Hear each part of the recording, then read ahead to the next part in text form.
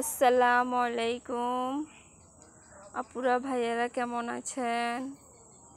আমিও আল্লাহর রহমতে ভালো আছি। আজকেও চলে আসলাম শাশুড়ি বৌমার ব্লগ নিয়ে।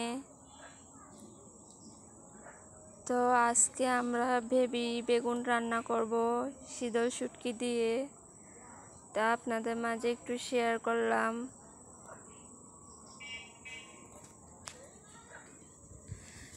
তো আমি বেগুনগুলো কেটে এখন ধুয়ে নিচ্ছি। তো মা শীতল শুটকি দিয়ে রান্না করবে। এই যে পেঁয়াজের ভিতরে হলুদ মরিচ দিয়ে দিবে, স্বাদ মতন লবণ দিয়ে দিল। তো এখন পানিটা দিয়ে দিল, মশলাটা ভালোভাবে কষিয়ে নিল মা। তো কষানো শেষ হয়ে গিয়েছে, যে মা বেগুনটা দিয়ে দিল। এই বেগুনটা খেতে খুবই মজা। এই বেগুনটা আমাদের এলাকায় পাওয়া যায় না, অনেক দূর থেকে আনা। আমাদের বাড়ির পাশে একটা স্যার আছে, এই স্যারে নিয়ে আসলো।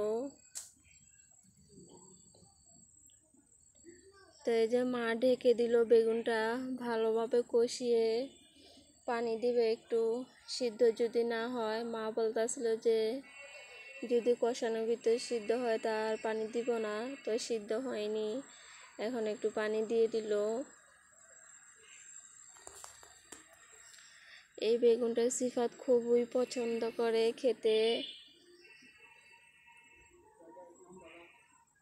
তো এই যে আমাদের রান্নাটা প্রায় শেষ, জলটা শুকিয়ে গেল।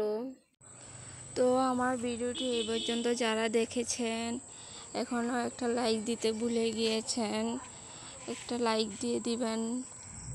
আপনাদের ছোট্ট একটা লাইক আমার ভিডিওটি অনেক দূরে পৌঁছায় দিতে সাহায্য করে। তো এই যে আমাদের এদিকে রান্না শেষ, তোমাকে ছোট্ট একটা করে নিয়ে দিলাম নেওয়ার জন্য তরকারিটা।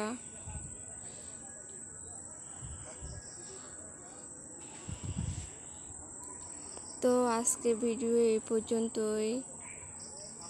আল্লাহ হাফেজ।